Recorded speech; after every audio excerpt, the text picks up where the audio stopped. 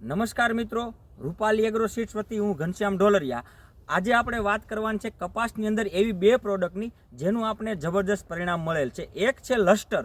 જે લસ્ટર છે આ કપાસની અંદર આપણે 7 દિવસ પહેલાં ઉપયોગ કરેલો હતો. લિટમસ કંપનીનું લસ્ટર જે ફ્લાવરિંગ માટે કામ આપે છે. તો જેનું આપણે આ નવું ફ્લાવરિંગ જોઈ શકીએ છીએ કે આ 7 દિવસ પહેલાં ઉપયોગ કરેલો હતો, જે આ તમે જોઈ શકાય છે.